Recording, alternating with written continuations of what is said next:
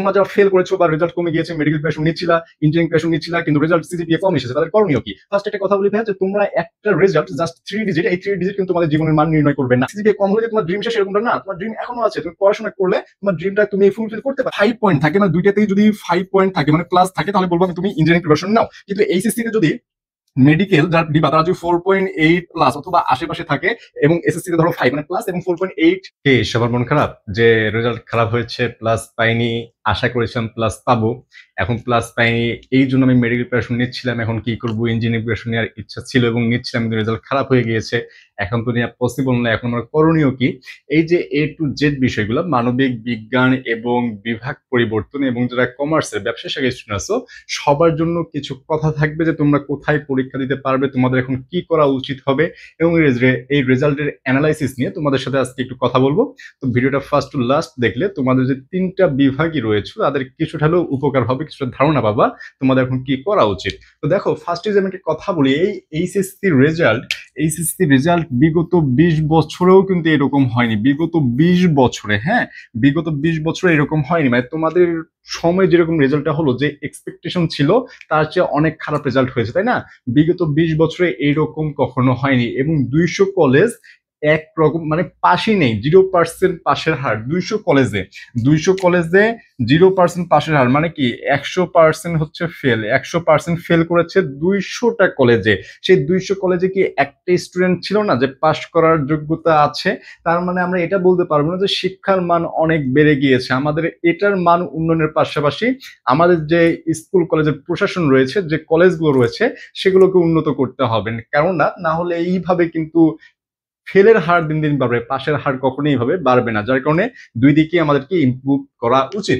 এখন দেখো, তোমাদের কিছু তথ্য জানাই দিই যে এবার কিন্তু পাশের হার 58.83%, 58.83% হচ্ছে তোমাদের পাশের হার। এবং 2024 সালে এটা ছিল 70.78%, 2024 সালে, তার মানে তোমাদের চেয়ে প্রায় 20%-এর মতো বেশি ছিল, ঠিক আছে, প্রায় 20। এবং দেখো, জিপিএ 2025 সালে তোমরা জিপিএ পেয়েছো 69,097 জন, মানে 69,000 তোমরা জিপিএ পেয়েছো, যা গত বছরে এর চেয়ে অনেক বেশি ছিল ভাইয়া। গত বছরে ছিল 1,45,911 জন, 1,45,911 জন। সেখান থেকে দেখো, মানে অর্ধেকের মতো প্রায় হয়ে গিয়েছে, তাই না? যে 76,814 জন তোমরা কম, মানে আগের বছরের তুলনায় 76,814 জন কম পেয়েছে জিপিএ। তার মানে রেজাল্ট কিন্তু তুলনামূলকভাবে অনেক কমে গিয়েছে। এই জন্য তোমাদের যে ভার্সিটির ক্যাটাগরিগুলো রয়েছে, যে সার্কুলার প্রকাশ করবে, সেখানেও আশা করি জিপিএর মানটা এবার কমে আসবে, কারণ ভার্সিটি কর্তৃপক্ষ চাইবে না যে কোনো স্টুডেন্ট পরীক্ষা দেওয়া থেকে বঞ্চিত হোক, ঠিক আছে? এখন দেখো, তোমাদের আরেকটা কথা বলি, এগুলো তো গেল তোমাদের আজকের যে তথ্য উপাত্ত সেগুলো। এখন তোমাদের যাদের মনে হয় যে আমার এই সাবজেক্টে আমি আরো বেশি মার্কস পেতাম, এই সাবজেক্টে আমার ভালো হওয়ার কথা ছিল, তারা কাল থেকেই বোর্ড চ্যালেঞ্জ করতে পারবা। কাল থেকে তোমরা বোর্ড চ্যালেঞ্জ শুরু হয়ে যাবে। বোর্ড চ্যালেঞ্জ করলে হয়তো বা চেঞ্জ হতে পারে, এবং বোর্ড চ্যালেঞ্জ কিন্তু ঘরে বসেই করতে পারবা। নিজের টেলিটক সিম দিয়ে তোমরা অনায়াসে বোর্ড চ্যালেঞ্জ নিজেই করতে পারবে, এবং বোর্ড চ্যালেঞ্জ করার পরে কিন্তু অনেক সময় রেজাল্ট পরিবর্তন হয়ে যায়। তাই যাদের পরীক্ষা ভালো হয়েছে কিন্তু সেই এক্সপেকটেশন অনুযায়ী মার্কস পাও নাই, তারা কিন্তু বোর্ড চ্যালেঞ্জ করতে পারো। এবং যারা ফেল করেছো বা তোমাদের রেজাল্ট আরো ইমপ্রুভ করতে চাও, তারা কিন্তু ইমপ্রুভমেন্ট দিতে পারো, তারা ইমপ্রুভমেন্ট দিতে পারবে, ইমপ্রুভমেন্ট দিয়ে রেজাল্ট এগিয়ে নিয়ে যেতে পারবা। এখন কথা বলবো যে তোমরা যারা ফেল করেছো বা রেজাল্ট কমে গিয়েছে, মেডিকেল প্রিপারেশন নিচ্ছিলা, ইঞ্জিনিয়ারিং প্রিপারেশন নিচ্ছিলা, কিন্তু রেজাল্ট সিজিপিএ কম এসেছে, তাদের করণীয় কি? ফার্স্ট একটা কথা বলি ভাইয়া, যে তোমরা একটা রেজাল্ট জাস্ট 3 ডিজিট, এই 3 ডিজিট কিন্তু তোমাদের জীবনের মান নির্ণয় করবে না। তোমরা এই একটা রেজাল্টের কারণে জীবন থেকে অনেক কিছু হারিয়ে ফেলেছো, এরকমটা না। এই একটা রেজাল্টের কারণে তোমাদের যে ভার্সিটি, পাবলিক, তারপর মেডিকেল, ইঞ্জিনিয়ারিং সব শেষ হয়ে যাবে, এরকম ভাবার কিছু নাই। এটা হচ্ছে জাস্ট লাইফের একটা পার্ট।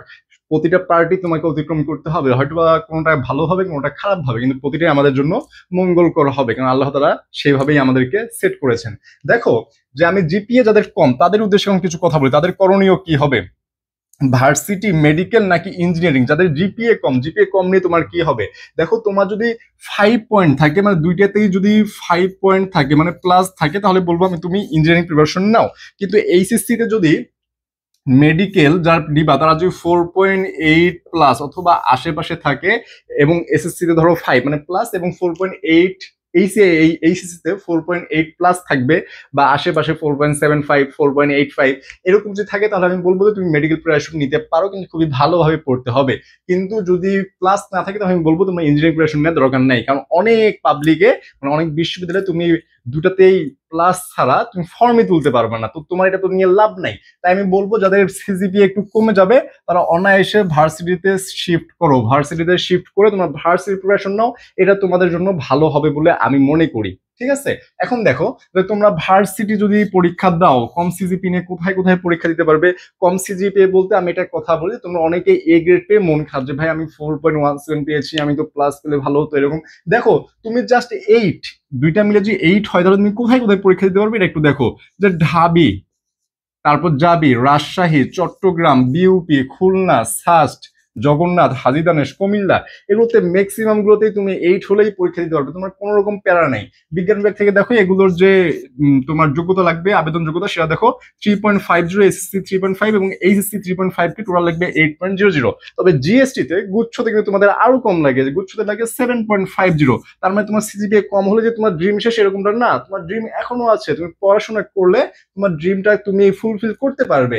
এবং সাস্টে আরো কম লাগে, সাস্টে দেখো বিজ্ঞান ইউনিট, সাস্টের A1 এবং A2, অর্থাৎ যারা বিজ্ঞান ইউনিট থেকে পরীক্ষা দিবা তাদের দেখো 3.00 করে 7.00 লাগে। দুইটাতে যদি তোমার 3.00 থাকে এবং টোটাল যদি 7.00 থাকে তাহলে তুমি সাস্টে অনায়াসে পরীক্ষা দিতে পারছো।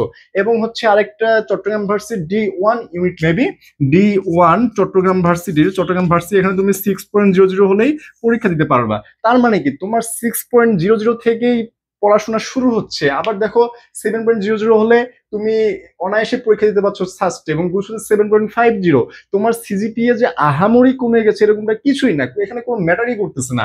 আবার গুচ্ছ যে 19টা ভার্সিটি আছে এখানেও তুমি অনায়াসে পরীক্ষা দিতে পারছো, ইসলামিক ইউনিভার্সিটি আছে, মাওলানা ভাসানী আছে, কাজী নজরুল ইসলাম আছে, যশোর আছে, বেগম রোকেয়া আছে, পাবনা বিজ্ঞান ও প্রযুক্তি আছে, পটুয়াখালী বিজ্ঞান ও প্রযুক্তি আছে। এই যে এতগুলো ভার্সিটি তুমি অনায়াসে পরীক্ষা দিতে পারছো।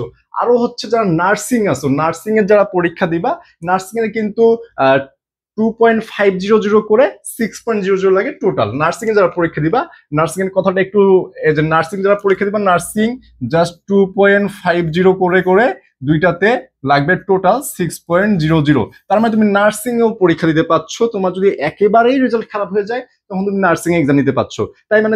তার মানে তোমার এখানে প্যারা নেওয়ার কিচ্ছু নাই, তোমার রেজাল্ট আহামরি যে একেবারে খারাপ হয়ে গিয়েছে এরকমটা কিছু না। তুমি এ পেয়েছো 4.10, 4.20, 4.35 এরকম পেয়েছো, কোনো প্যারা নাই, তুমি দুইটা মিলে অনায়াসে যে কোনো ভার্সিটিতে পরীক্ষা দিতে পারছো। কিন্তু সিজিপিএ কমে গেলে আমি বলবো যে তোমার ভার্সিটির জন্য প্রিপারেশন নাও, ইঞ্জিনিয়ারিংটা বর্জন করো, এবং মেডিকেল যারা প্রিপারেশন নিবো তাদের জন্য 4.8 প্লাস এরকম থাকে, তাহলে কিছুটা ইজি হবে। কিন্তু তাদেরকে পড়তে হবে প্রচুর, তাছাড়া কিন্তু চান্স হবে না।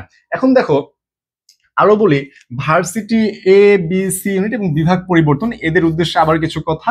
যে মেডিকেল এবং ডেন্টাল যারা পরীক্ষা দিবা, মেডিকেল এবং ডেন্টাল যারা পরীক্ষা দিবা তাদের কিন্তু এসএসসি তে 5.00 এবং এইচএসসি তে 4.80 প্লাস থাকে, তারা প্রিপারেশন নেবে, এটা বলছি। এবং ইঞ্জিনিয়ারিং যারা দিবা, তেমন যে বুয়েট আছে, রুয়েট আছে, বুটেক্স আছে, এমআইএসটি আছে, এগুলোতে পরীক্ষা দিলে তোমার দুইটাতেই 5 প্লাস, যে জিপিএ 5 করে লাগবে। এবং নার্সিং এ যারা পরীক্ষা দিবা, এটা তো বললাম যে 2.50 করে লাগবে এবং টোটাল লাগবে 6.00। তার মানে এই দেখো এতটুকু জিনিস যে তোমাকে বললাম যে তোমার রেজাল্ট খারাপ হয়েছে, এটা দেখে তোমার তো আফসোস করার কিছু নাই। তোমার 200 কলেজে দেখো যে এখানে পাশই করতে পারেনি, তাদের কি অবস্থা? তুমি তো পাশ করছো, তোমার রেজাল্ট একটা আছে, তুমি এখনো ইউনিভার্সিটিতে পরীক্ষা দিতে পারবে।